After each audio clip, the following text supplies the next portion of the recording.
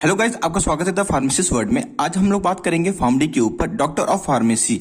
ठीक है, ये 2008 में स्टार्ट हुआ कोर्स है। इसके ऊपर बहुत सारे आपने वीडियो जो है यूट्यूब पे देखा ही होगा और बहुत सारे जो है मिथ के बारे में आपने सुना होगा और क्या क्या इसमें चैलेंज है, क्या क्या जॉब प्रोस्पेक्टिव है और क्या क्या इसके अंदर आपकी जॉब अपॉर्चुनिटी भी आ सकती है भविष्य में, और क्या क्या पीपीआर रेगुलेशन एक्ट 2000 जो 21 का अमेंडमेंट था उसमें क्या बोला गया था, ये सब के बारे में हम लोग आज डिटेल बात करेंगे। तो गाइस, यदि आप इस चैनल पर नए हैं तो चैनल को सब्सक्राइब कर लीजिए, लाइक कर लीजिए और शेयर करना ना भूलें, जिसके कारण आने वाली नोटिफिकेशन आपको मिल सके। Thank you guys. आइए स्टार्ट करते हैं और देखते हैं इसमें क्या है चैलेंज और क्या नहीं है। तो फर्स्ट ऑफ ऑल हम लोग देखते हैं फार्मडी के बारे में। तो गाइस देखिए, फार्मडी इंडिया में 2008 में तो इंट्रोड्यूस हुआ ही था और बहुत ही चैलेंजिंग सब्जेक्ट है। ठीक है, मतलब बहुत ही चैलेंजिंग कोर्स है। इसके अंदर ये हम लोग बात करते हैं तो ये PCI pharmacy council of India के द्वारा इसको क्या कहते हैं, गवर्न किया जाता है। तो हम एक देख सकते हैं, जैसे कि हम बात करें तो गवर्नमेंट ऑफ इंडिया, ठीक है, ये हमारे देश का, इसके अंदर बहुत सारी मिनिस्ट्री आती है। इसमें ministry of health and family welfare, और इसमें आता है पीसीआई। पीसीआई गवर्न करती है फार्मडी। ठीक है गाइज, ये एक क्लिनिकल कोर्स है।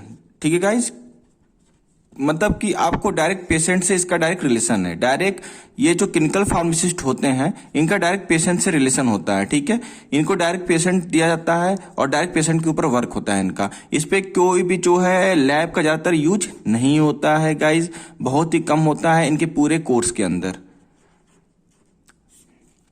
तो इनके में इंपॉर्टेंट क्या है, तो गाइज देखिए, फर्स्ट आप हम लोग बात करेंगे इंपॉर्टेंस की। बात करें इस कोर्स की तो इसमें आपको इंपॉर्टेंस क्या देखने को मिलता है। तो पहला इंपॉर्टेंस ये है इस कोर्स में कि देखिए, फार्माकोथेरेपेटिक्स जो पीसीटी होता है वो इसमें गौन किया जाता है। ठीक है, जो सेकेंड ईयर में पीसीटी 1, थर्ड ईयर में पीसीटी 2 और पीसीटी 3, ये 3 पीसीटी आपको पढ़नी होती है। पीसीटी मतलब होता है फार्माकोथेरेपेटिक्स। ठीक है गाइज, फार्माकोथेरेपेटिक्स में जो है आप जो है डिजीज से लेकर साइन एंड सिम्टम से लेकर डायग्नोसिस से लेकर उसके ट्रीटमेंट तक की पढ़ाई आप इसके अंदर करते हैं। ठीक है गाइज, और मेन फोकस जो होता है ट्रीटमेंट पे होता है। तो गाइज ये पीसीटी का बहुत ज्यादा रोल होता है और बहुत ही यूनिक इसको फार्मडी को बना देता है।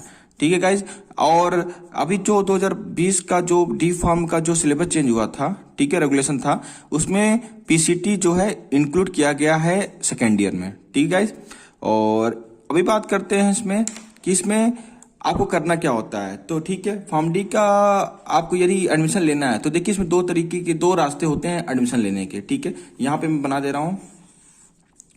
पहला है 10+2 के बाद आप डायरेक्ट फार्मडी में एडमिशन ले सकते हैं। देखिए गाइस, ये होता है ना कि जो प्राइवेट कॉलेज होते हैं, ठीक है, वो एडमिशन जो है डायरेक्ट ले लेते हैं। ठीक है, और गवर्नमेंट कॉलेज की बात करें तो गवर्नमेंट कॉलेज बहुत ही कम है, बहुत ही ज्यादा इसमें जो है अभी गवर्नमेंट कॉलेज खुले नहीं है। सबसे बड़ा डिसएडवांटेज यही था इस कोर्स का कि इसको सबसे पहले गवर्नमेंट कॉलेज में खुलना चाहिए था, पर गवर्नमेंट कॉलेज में उतनी नहीं है। आप महाराष्ट्र की बात करें तो महाराष्ट्र में 2 गवर्नमेंट कॉलेज हैं, वो भी फार्मडी के। और बात करें फिर तमिलनाडु में, तो तमिलनाडु में एक जो है गवर्नमेंट कॉलेज है अन्नामलई। और अभी तक जो है ज्यादातर गवर्नमेंट कॉलेज को प्रिफर नहीं किया गया या खोले नहीं है। इनकी इनकी महत्ता मतलब इंपॉर्टेंस को अभी तक धीरे धीरे बढ़ रही है, धीरे धीरे बढ़ रही है, बहुत ही धीमे धीमे बढ़ रही है। तो आने वाला समय जो है पर गाइस फार्मडी का ही है, ये कोई 2 राय नहीं है, क्योंकि हॉस्पिटल में जो है फार्मडी ही जो है अनिवार्य धीरे धीरे किया जा रहा है, जो NABH हॉस्पिटल होते हैं। अब देखिए, इतना तो आपको आई थिंक आपको समझ में आ ही गया होगा कि जितना मैंने बताया आपको कि फार्मडी के बारे में। अब देखिए, बहुत सारे वीडियो ऐसे होंगे आपको मिलेंगे जो बताएंगे कि फार्मडी क्यों लाया गया, फार्मडी की हिस्ट्री क्या है, फार्मडी क्या है क्या नहीं है, क्या इसमें स्ट्राइक हो रही है, क्या डिसएडवांटेज किस एडवांटेज है। पर गाइस, हम ये सब चीजों पर बात नहीं करेंगे क्योंकि अब बात रह गई। हमेशा जो है हम लोग को आगे की ओर देखना है, लक्ष्य हमारा हमेशा आगे की ओर होना चाहिए, पीछे की ओर नहीं होना चाहिए। जब हम पुरानी चीजों को लाए जाएंगे कि क्यों लाया गया, क्या है क्या नहीं है, कोई मतलब नहीं निकलता इस चीज का। तो हमें जो है टारगेट क्या करना है कि फार्मडी की अपॉर्चुनिटी जो बढ़ रही है उसको हमको टारगेट करना है। ठीक है, और उसको जो है हमको फिर कैप्चर करना है। देखिए, इसमें 2 बातें आपको याद रखनी चाहिए। जो MBBS होते हैं, हाँ, MBBS की जो पढ़ाई होती है वो 5 ईयर की होती है। ठीक है, 5 ईयर की, कुछ लोग कहेंगे 5.5 ईयर की। देखिएगा, इस 2019 में इनका एक सिलेबस चेंज हुआ था, तो उसमें इनकी पढ़ाई जो है 5 ईयर की कर दी गई थी। अब इसको आप एक बार मैच कर लीजिएगा। ठीक है, और क्या कहते हैं कि अब जो फॉर्म डी की पढ़ाई होती है वो 6 ईयर की होती है, ठीक है। तो 10+2 के बाद सबसे लंबा कोर्स ये माना जाता है फॉर्म डी, 6 ईयर का होता है। तो हमारी जो पीसीआई है ना, हाँ, उसने इसको जो है पीजी कोर्स बोला है इंडिया में, ठीक है।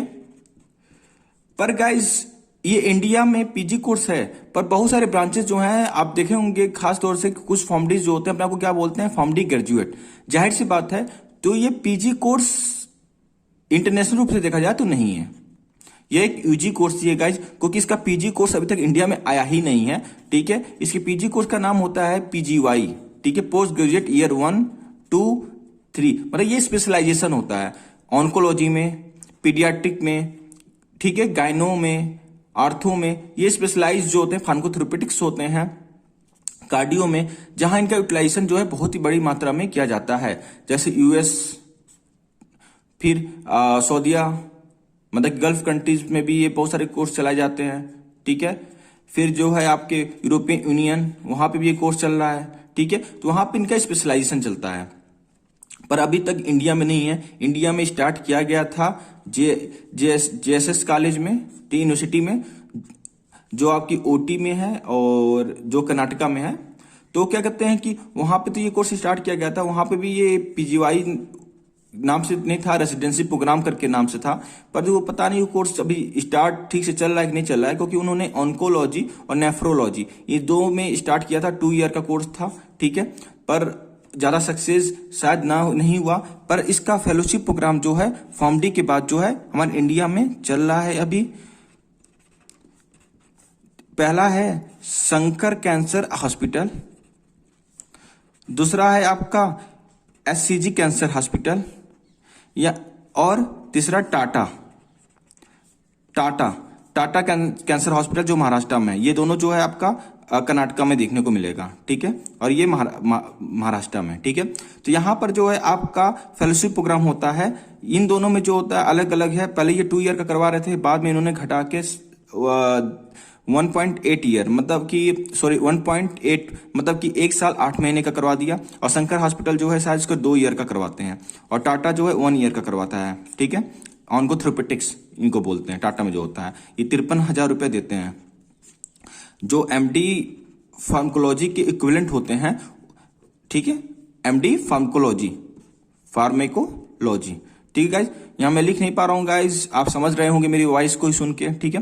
तो ये सब चीजें जो है फॉर्म डी में है, और इसके लिए बहुत ही लोग जो है कंफ्यूज रहते हैं बहुत सारी चीजों को लेकर कि फॉर्म डी में क्या है क्या नहीं है।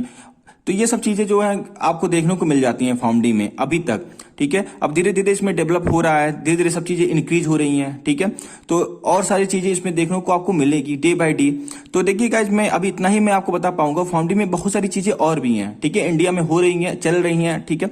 बहुत सारी फॉर्म डी से मेरा कनेक्शन है और कनेक्ट रहता है, तो मैं उनसे हमेशा कंसिडर करता हूँ कि क्या है, सैलरी को लेकर क्या चीजें हो रही हैं, और क्या एमबीबीएस डॉक्टरों के प्रति क्या रुझान है, ठीक है, और क्या है। क्योंकि देखिए मोस्ट ऑफ द हॉस्पिटल जो होती है एमबीबीएस डॉक्टर का ही होता है, बहुत सारी कॉर्पोरेट भी चलाती हैं। तो उसमें क्या इनका रोल और रिस्पॉन्सिबिलिटी बढ़ाई जा रही है, कहाँ पे इनको रखा जा रहा है, वो नेक्स्ट वीडियो में मैं बताऊंगा। आज के लिए इतना ही गाइज। यदि आपको अच्छा लगा हो तो इसको शेयर जरूर करिएगा, जिसके कारण बहुत सारे जो ऐसे 10+2 पास आउट स्टूडेंट हैं उनको इसका फायदा मिल सके, जो इस चीज को लेकर कंफ्यूजिंग है, ठीक है। क्योंकि बहुत सारे जो स्टूडेंट हैं नीट की तैयारी करते हैं, उनको डॉक्टर बनने का सपना होता है, तो इस कोर्स में चले आते हैं बिन सोचे समझे। तो इस कोर्स में समझ के आइए, तभी आपको दिक्कतों का सामना नहीं करना पड़ेगा। तो गाइज आज के लिए इतना ही, फिर मिलेंगे नए वीडियो के साथ। इतना ही, थैंक यू।